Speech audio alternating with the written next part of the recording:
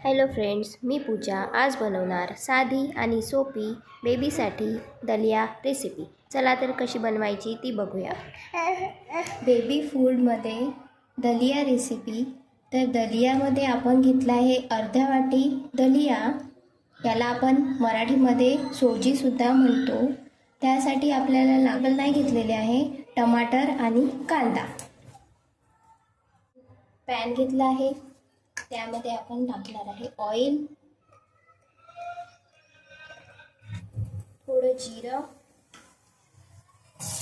कांदा, टमाटर। बेबीसाठी आहे त्यामुळे थोडंसं चवीपुरतं तिखट, थोडी हळद,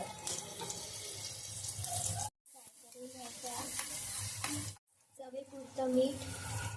कांदा आणि टमाटर फ्राय झालं की त्यामध्ये ॲड करायची आपल्याला दलिया। ठीक आहे,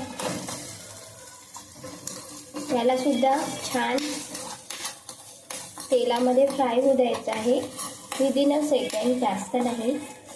थोडी फ्राय झालेली आहे थोडी, त्यामध्ये आपण ॲड करू पाणी।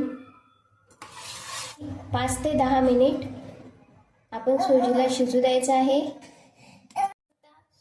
दलियाला आपल्या उकळी आलेली आहे, आपला दलिया रेडी आहे।